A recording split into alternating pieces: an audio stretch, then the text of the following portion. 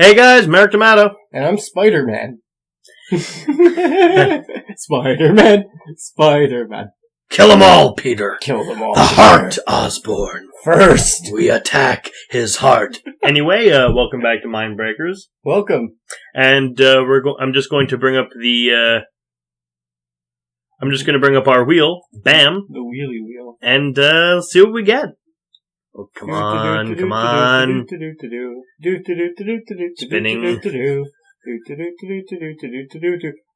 And we get the shadow. Oh my god, yes. I've been waiting for this for so long. The shadow. In 30s New York City, the Shadow battles his nemesis, Shaiwan Khan, who is building an atomic bomb. Shaiwan Khan. Okay, so this movie... Khan's first. Yes. This is a 90s comic book movie. Khan's first. So it's a 90s comic book movie. Yes. Boo. And it has Alec Baldwin.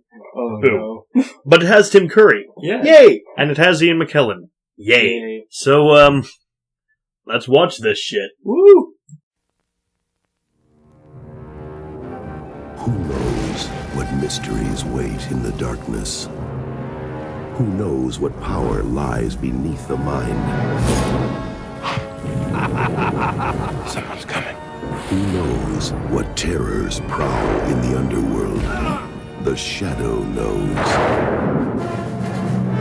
An ancient evil returns. Oh my god. And the only hope is... Lamont Cranston. There is one face he shows the world, and the other he hides in shadow. I do what I do to fight back the evil inside me, but some part of it is still there. A mysterious woman shares his powers. I've always had this feeling that there was this man out there just waiting for me. And a secret army is at his command. Report. Police investigation of murder. Agent advises inquiry. Extra, extra! Madman threats to blow the city sky high! You are a barbarian. With Bova, inside you beats a heart of darkness. I guess you call it an implosive, explosive submolecular device. Or an atomic bomb. Hey, that's catchy.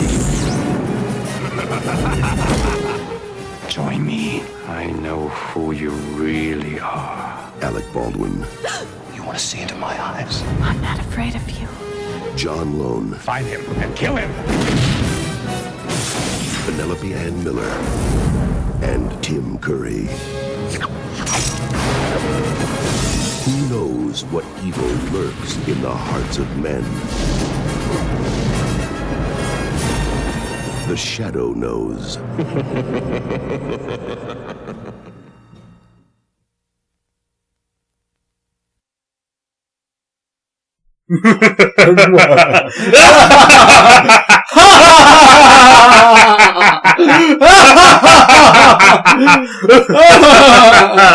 The Shadow.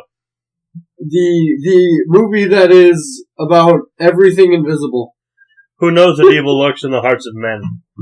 The Shadow knows. I don't know, because I can't even see anything in this movie. Yeah, it is very dark. This is based on the 1920s comic book. Yeah, it's really good. Stars Adam Baldwin. That was Sands of Oblivion. Alec Baldwin. Alec Baldwin. Another one of the many The Baldwins. other Baldwin. Oh, there's so many fucking Baldwins. There's like 3 Baldwins, I think? Yeah. Yeah, there's 3 Baldwins. And I think they've multiplied since. Probably, yeah. We start out in the opium fields of China. I love that. It's like opium fields of Tibet. It's like, oh, that's a great start to a movie. It's got Tim Curry in it. Ian McKellen. Peter Boyle. Who is also... No, I've just got to fact check that. He was also in TerrorVision. I'm telling you, man. It's the same guy. Oh, rest in peace, Peter Boyle, by the way. Mm-hmm. He was awesome. He was the dad in Everybody Loves Raymond. He was in... Well, he was in Young Frankenstein. He was the creature in Dr. Frankenstein. Yeah. Young Frankenstein. He was in X-Files for a couple of episodes also. He's played some really good characters over the years. He wasn't in TerrorVision. What? Dude, that was him in TerrorVision. That had to have been him. Look up TerrorVision then. Who else could it have been?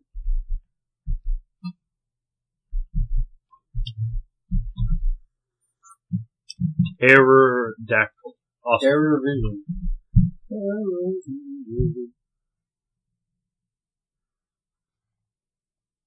Yeah, we played Grandpa then. Burt Remsen. Really? Okay, they look the same. Burt Remsen was such illustrious things as The Bodyguard and Chuck Norris, Code of Silence. Okay, well, I take that back then. I said that it was him in the movie. No, I said it was Peter Boyle in the review. Oh my god, okay, I So take that we- back then, guys. And we started in the opium fields of China. Yeah. And we, some guys being taken before Jinko. Yeah. Who is a long-haired, long-fingernailed Alec Baldwin in a robe is like, you've killed some of my men. Oh, you would have done the same. And I'll kill more of your men. He grabs the, then I'll bury them next to you. So the guy who grabs his, like, a seneschal, like, I'll kill, you're not good. You're not agile enough to shoot around me. I'll kill him. You're right. Shoot through him. You've been like a father to me. You've taught me everything about this business. Oh, thank you, Jinko. Shoot through him. And they just shoot both of them dead. And then he gets captured, and basically the backstory for Doctor Strange begins. Yeah, he ends up getting taught the ways of Tibet. The ways of Tibet. He has to fight a knife. Yes. The knife bites him at one point. Because there's a temple that was hidden. It looks like a cobra base because it has a massive cobra head. Yeah, there are multiple floating knife fights in this movie. Like just like a knife that can move on its own, And it has well, a like head of telepathically. It has teeth. Yeah, and it has teeth and It wants to apparently bite him. yeah, and like yeah, it can bite and everything, and it So just he's, moves on its own. He's trained in the art of making himself seem invisible. Yep. Except for a shadow and various mind reading and mind altering things. Yes. Then he goes back to New York, where he found out his real name is Cranston. Lamont Cranston. Yeah, it's not Brian. Although that would. Oh my god, can you imagine Bryan Cranston as the Shadow? No. That would be pretty cool. Can you imagine Tom Jane as the Shadow? That would fit pretty well, I think. But we see some mob. There's a modern day Shadow. Some mob people are going to they're killing a Chinese guy. Yeah. And they have his feet in cement, and then the Shadow comes in. Mm-hmm. So you're gonna turn yourselves in. They call those concrete boots, by the way. No, concrete overshoes. Well, concrete boots. Overshoes. Shoes, whatever. Concrete shoes. You need to fit it with concrete shoes. And we gotta toss you in the river so you can sleep with the fishes. Sleep with your shoes on. People sleeping in their shoes. You're a homeless man. Right.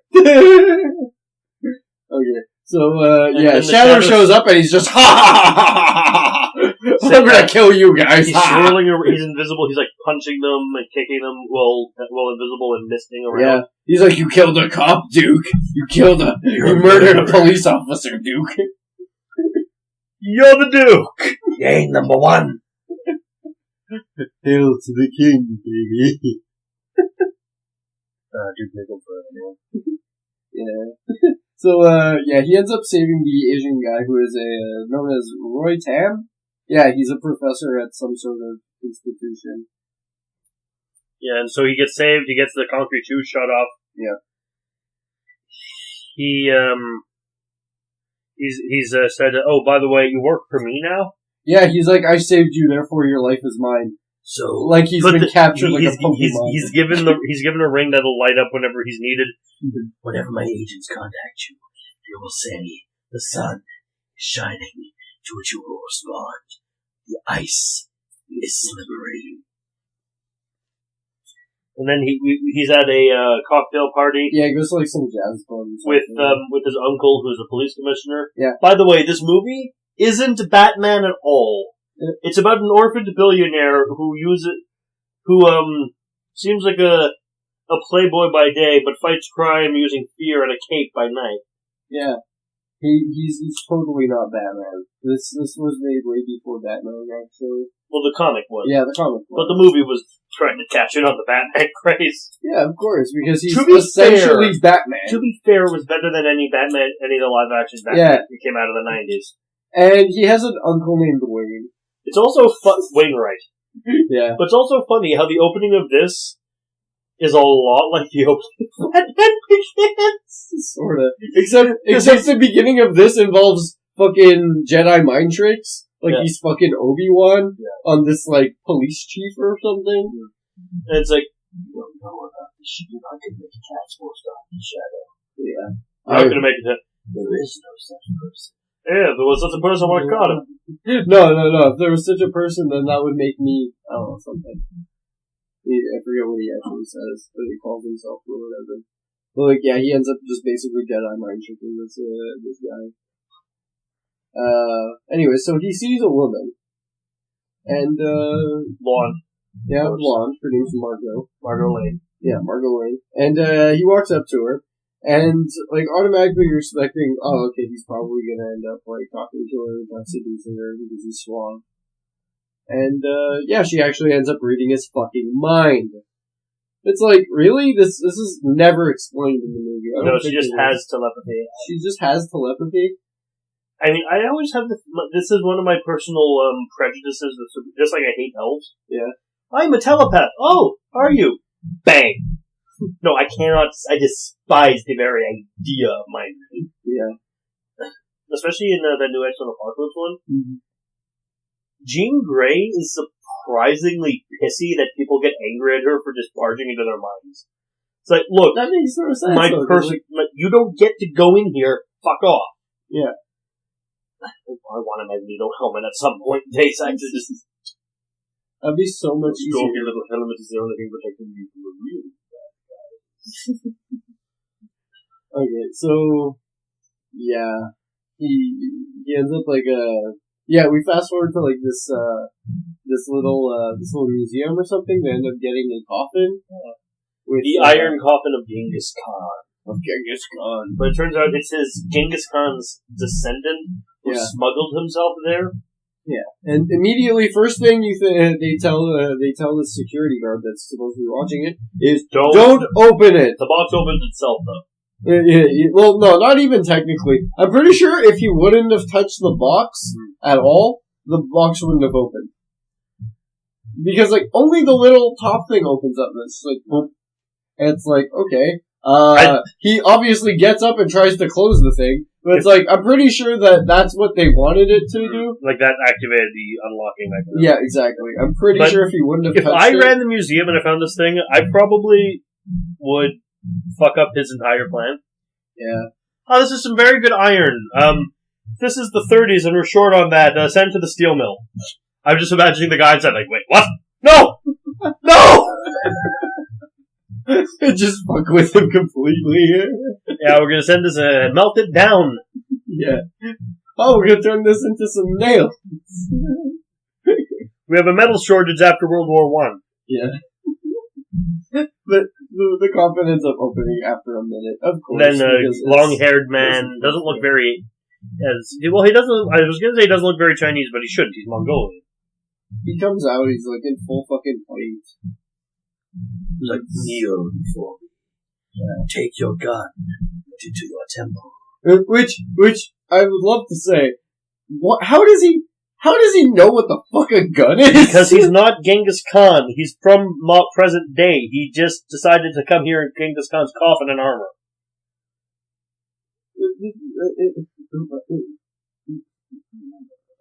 My brain hurts.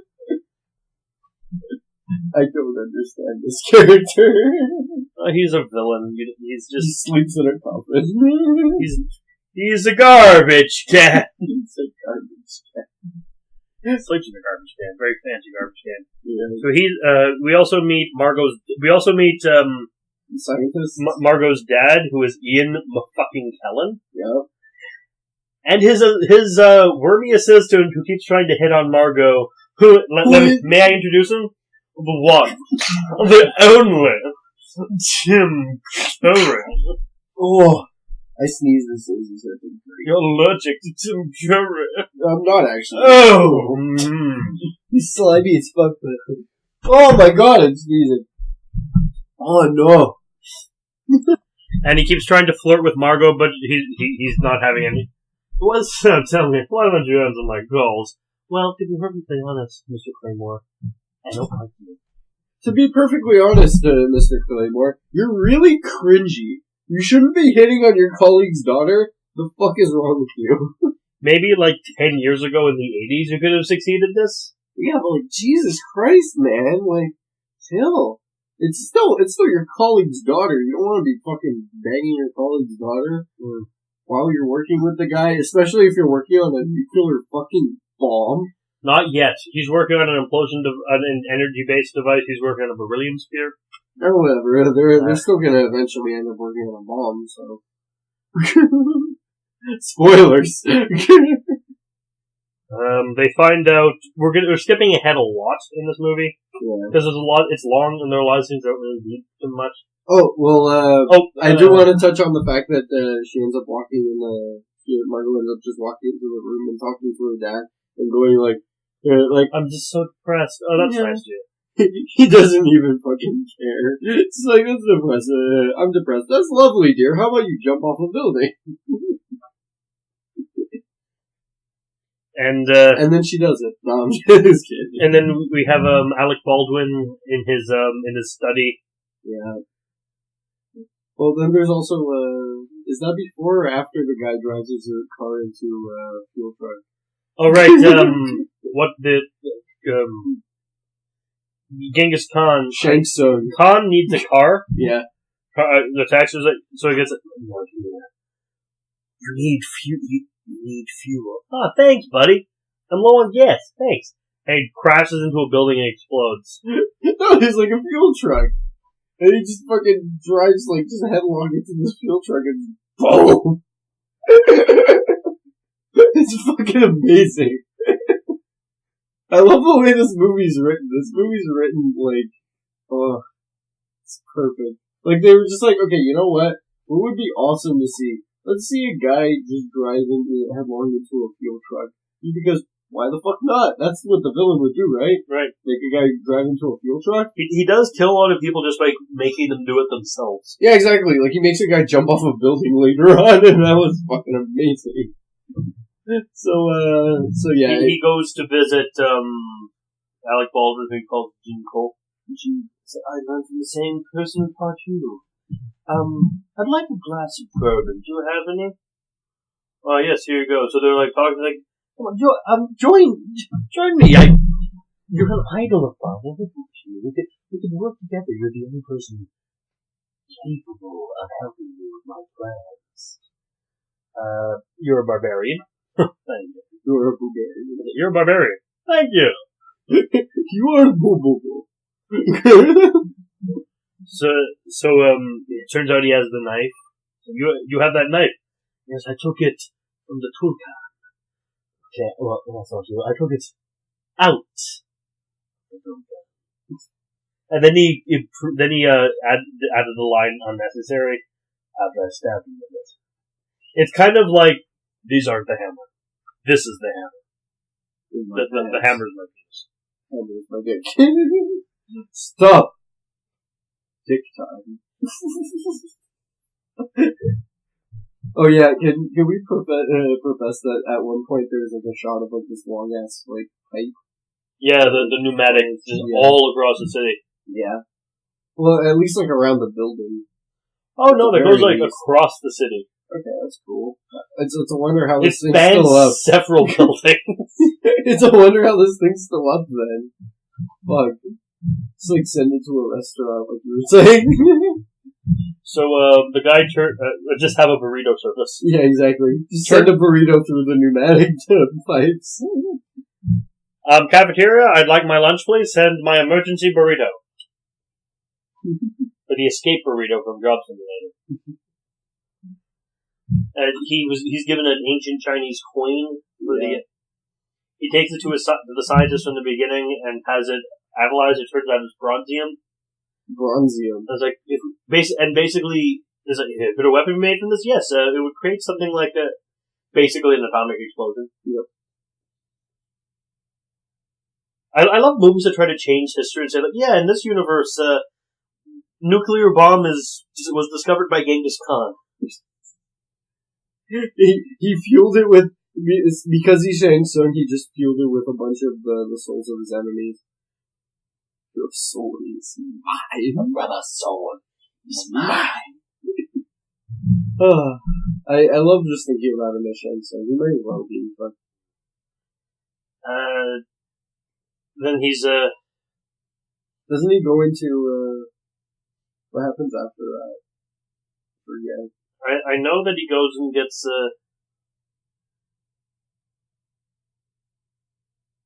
what does he do next? I forget.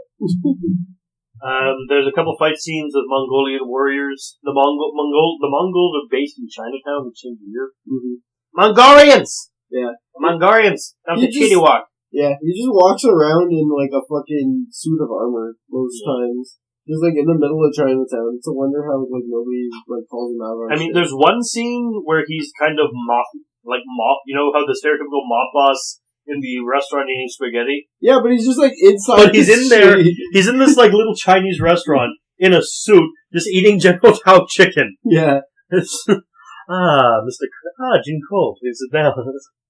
Are you trying to be the Godfather? Yeah. This is New York City in the 30s. The Corleones are gonna run you the fuck out of here. When does he say the line, I'm gonna wash my hands with your blood?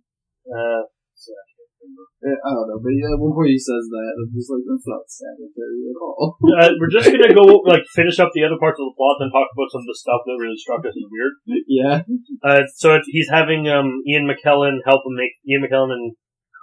Tim Curry help him make the bomb. Mm-hmm. Turns out Tim Curry's helping of his own accord, and he tries to drown the Shadow. Mm-hmm. Inside of in his lab. Yeah. Welcome to Tim Curry's water room. Enjoy your watery grave, Shadow. Would you like some water? Oh, no. Oh, yes, Shadow. They float. They all float. And when you're in here with me, you'll float too. I'm surprised neither of us thought of that. Yeah. When watching it. I kinda had like the idea of like, okay, I need to be making more Pennywise jokes, but I didn't.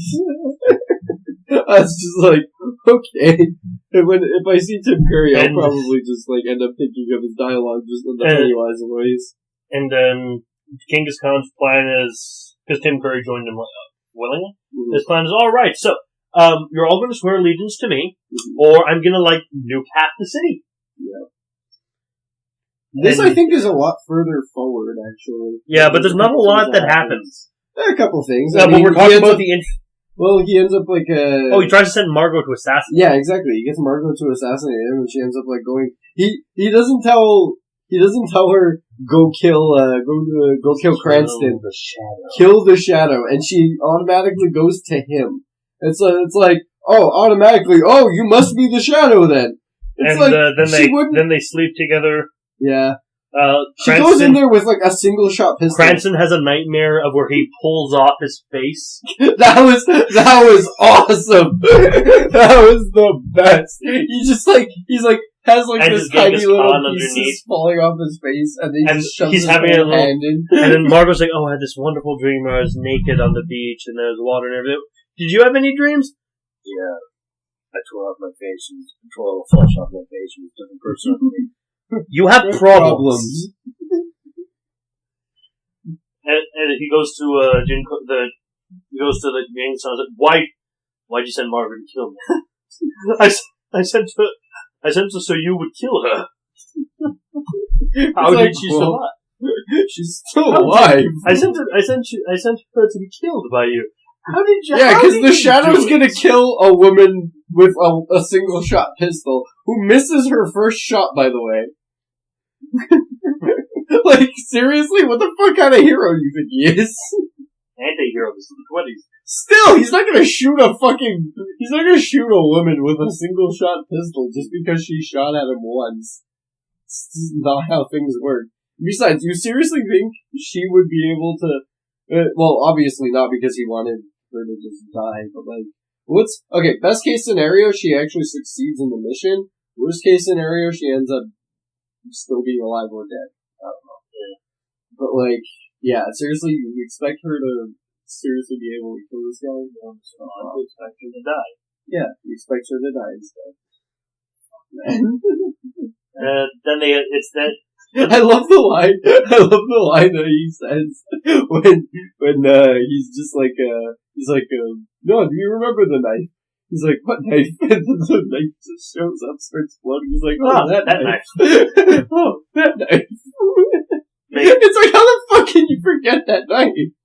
They have another fight with the knife. It grows arms. There's a lot of just floating knife fights everywhere in this movie. There doesn't need to be this many. They're like, yeah, we get the idea. There's a floating knife that is kind of... It's like the final boss or some shit. What a pathetic final boss. Yeah.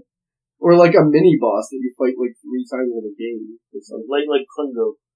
Sort of. Invented. Yeah. Or like the Bane kind of fights in Arkham City. And Arkham series. Yeah. So can you skip ahead to there's not much more in the movie. Yeah, I guess so. There's a couple of little parts that are pretty funny. But we'll get to those after, yeah. So he's going to use the bomb to ransom the city. He sets the timer for 2 hours. Yeah. Locking McKellen in the room with the bomb to be killed by it. Mm-hmm. Margaret's like, hey, you need my help? He's like, no, I don't. Fuck off. And the shadow goes and infiltrates the building. Very cool effects because you can only see the shadow when he's invisible. Yeah. It turns out that they're hiding in the Monolith Hotel. Well, sometimes you can see like the little shimmers off of him. But, sometimes, but generally you just see his shadow on the wall, which is really or floating around on ceilings and stuff. Which is really well animated, actually. This movie's really good. It just has some strange things in it. It turns out that they're hiding in the Monolith Hotel, which Genghis Khan has hypnotized everyone to thinking isn't there. Which, thinking of that, it's like, why hasn't he just why hasn't it cast a shadow since we've understood how the rules of the game work, of the magic work? Yeah, exactly. This entire building just is never able to cast a shadow. Seriously, that's how evolved this guy's magic is? Well, fuck, man. Bravo. So, he kills all the guards. Yeah. Goes up. He kills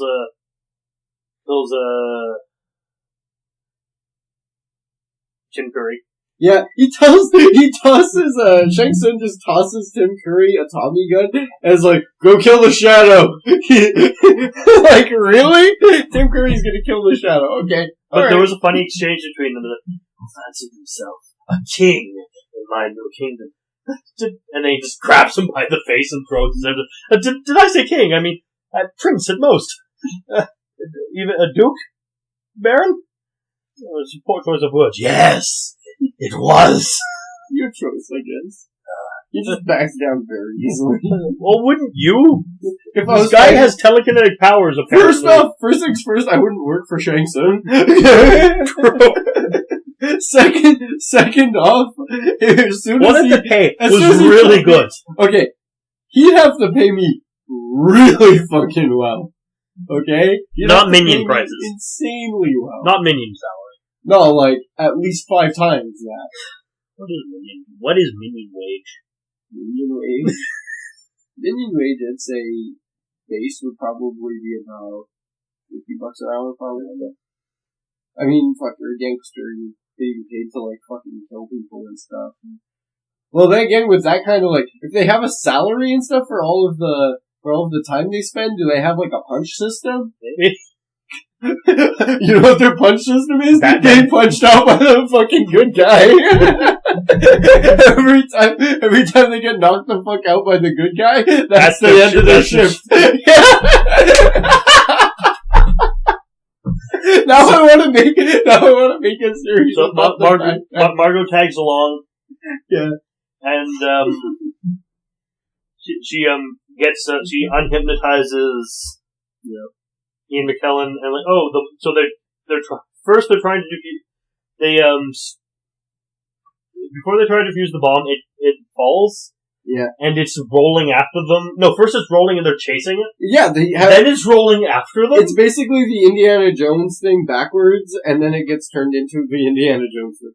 And then they manage to defuse the bomb. The bomb's set for 2 hours at the beginning. And then he accidentally skips it to 10 minutes. Yeah, it ends up going down to an hour. This is an hour later, basically. And then they get to the bomb. I got it. Oh, shit, I said it to 10 minutes. Yeah, he cuts one of the wires, Yeah. And it's like, oh, I think it's this one. Cuts it, and the time just starts counting down Like, even really faster. fast. Like, stop it. Oh, And then he ends up reattaching the wires at like the Stop 2-minute mark or something. 10 minutes. Are you sure it was 10? I think it was 2. Anyways. But, yeah, they've It got turns like out he's very little colorblind, time left. and he's going to, and he cuts what would be the He's wrong like- wire, but he wired he's it like- incorrectly, so he cut the green wire, which stopped the bomb. No, he's like, I'm gonna cut the green wire. So he goes in, cuts like the red one, And, and she's like, the green wire's the other one. I'll have to remember that. So colorblindness saves the day. And now it's the fight between, first fight between Genghis Khan and, the Shadow, with the knife. Yeah, basically Genghis Khan has control of the knife, and But he's, then the like, Shadow swinging takes it at control of him. the knife and It's stabs another- Genghis Khan in the stomach. Yeah, But it's he, like, another shrugged- magic knife fight. but he- The knife ends up growing arms in this fight, by Yeah. the way. But then Which- he stabs Genghis in the stomach with it, and then Genghis shrugs it off. And they're fighting this hall of mirrors. Yeah, that was a pretty cool fight scene, though. And because the Shadow's running down, just shattering all the mirrors. Yeah, just shooting everything. And then he manages to somehow use telepathy, telekinesis, which he now has, just throw a shard of glass Of through course. Shang Tsung's skull.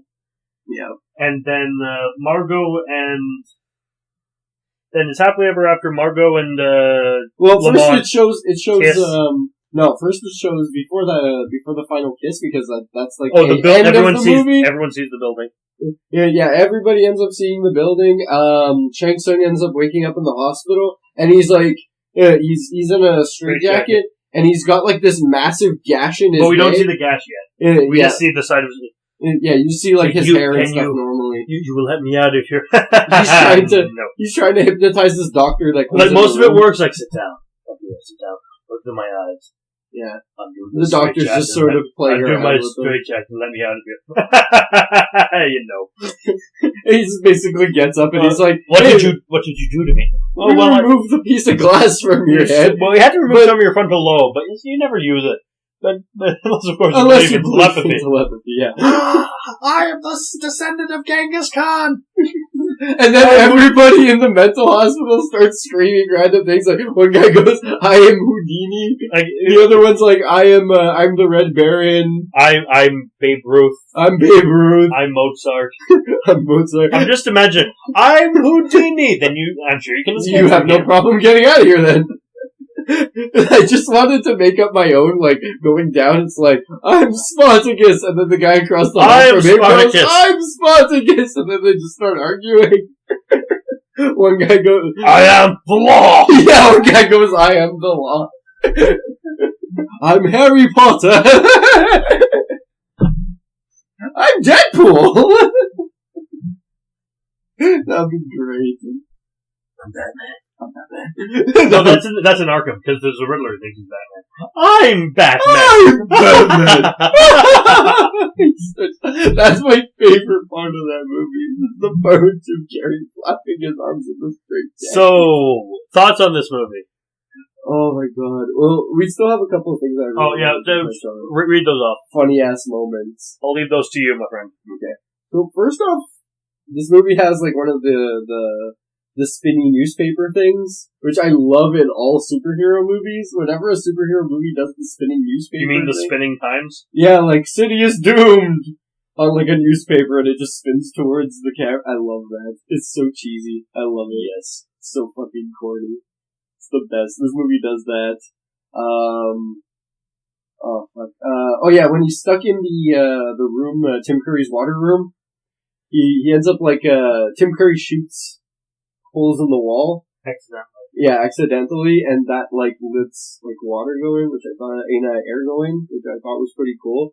The Shadow could have literally just stood by those holes and just until the water drained to the other one. Yeah, exactly. But apparently not. He ends up like telepathically contacting fucking Margot, which is like, okay, and she ends up getting there in like a matter of fucking minutes. Like, he gets there awfully fast. And then, as soon as she opens the door, it just, all the water floods out. Basically like Margot's vagina as soon as she saw the Shadow. Or realized that he was the Shadow. She gets crazy. Anything else you got to say about it? A couple things. I got a lot of things written down. Oh shit! He makes. Oh yeah, the way that he kills Tim Curry's character is by jumping out of a window. That he makes Tim Curry think that just the words "exit" I have to say, he crashes through a glass window and into a glass falls table. onto a glass table. Double glass. Gets fucking ruined, man. Oh, dude. Not a scratch on him though. Yeah, I just find it hilarious though how it's like, this is your exit, Mr. Curry. It's like, okay, fine. Exit stage window. Just jumps out the fucking thing. It just got red, like, letters to say it's spelling exit out on it. It's like a fucking PS1 video game. Exit. Anything else? Oh yeah, when he's running away from the shadow, when Shanks is wearing he runs away from the shadow during the final fight, and he goes back in his coffin like, okay, I'm just gonna go back in here, then guys, bye! And it's actually a secret tunnel passage to the end of the Yeah. But I just imagine him just like going back in it like, I'm gonna go back to sleep, job! Surely my iron coffin will survive a nuclear blast. Yep. Oh my god. Oh yeah. The two of them in the restaurant, when they both pull the single shot pistols, shoot each other, and the bullets flash. Yes, that was fucking sick. And they both just look at each other like, "Whoa!" Yeah, that was some really cool shit. It's like they just stop, they just props each other like, yo. It's like how I explained it was what made me think of in one of the Deadpool team up. No, in one of the Deadpool post Civil War. Mm-hmm. No, Secret War. Mm-hmm.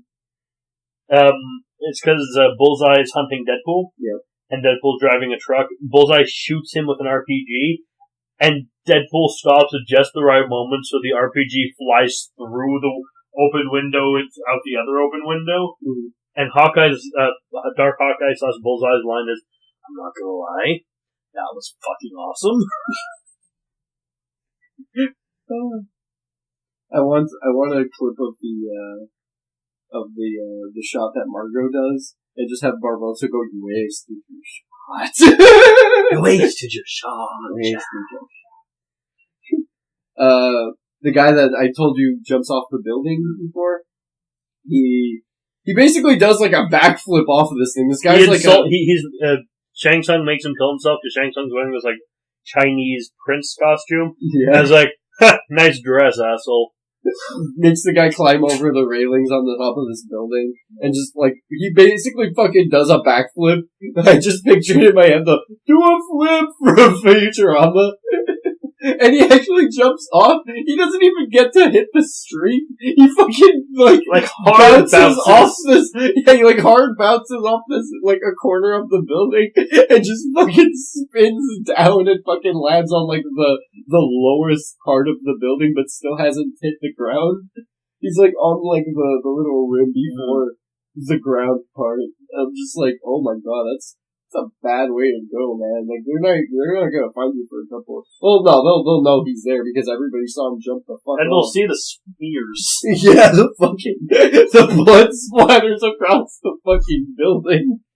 I'm amazed it didn't just explode on impact. Yeah, for real. He probably hit that ground. He probably hit that rooftop, basically, that little landing that he hit, just in fucking pieces. His arm's probably gone. Oh, fuck, I feel bad for that guy, man. Dude. What else? A couple of things. The effects in this movie were pretty okay. I enjoyed the effects in this. Some of them were kind of what the fuck? But a lot of them were pretty okay. For the most part, very good effects. Yeah.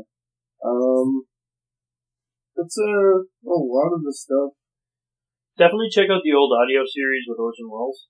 Yeah, that's probably, it's definitely up there. Oh yeah, I like the elevator scene also, where he just basically goes up, but the two guards that are down the hallway can't see him at all. And you see two fucking crossbow bolts just shoot out and just fucking hit these guys. Yes. These guards. They're talking about going to get a burger or something. You want to get no, one guy wants to get a burger, the other guy doesn't. And it's how about some fish? Yeah, fine, I'll get a burger.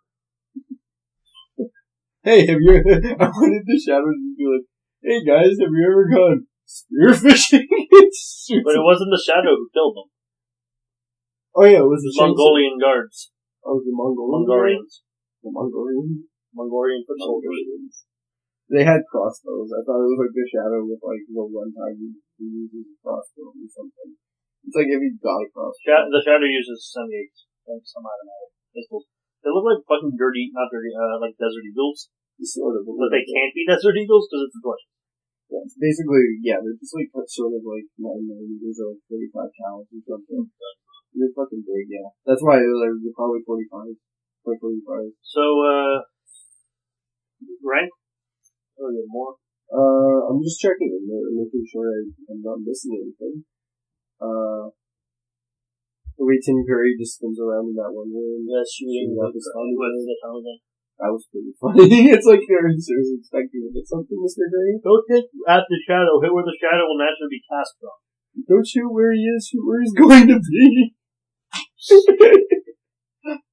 And the movie was good. That's basically all I have to kind of say about this. A lot of funny moments in it. Really good movie in general. For my score, Mr. Mayor, you know what I'm gonna give this? I'm gonna give mine first, though. Okay, you wanna give yours? Go ahead. I'm giving it 5 flying knives into Tim Curry. Motherfucker! Son of you a always bitch! steal what I'm gonna use. So I decided may as well use it How'd first. you know I was gonna use the magical... Because you keep obsessing about the magic knife. My original one was gonna be, I'm gonna give it, I was gonna be like, okay, I'm gonna give it 4 flying magic knife fights out of a total of 3 glasses to the head. Glass lobotomies. Glass lobotomies. 3 out of 3. 10 out of 10. Best movie. Seeing as how you use the knives, though, I gotta come up with something now. Oh my god. Sorry you have to be original. Okay, I'm gonna give it 9. 9 Jedi mind tricks out of a total of 4 Tim Currys hitting on Margot.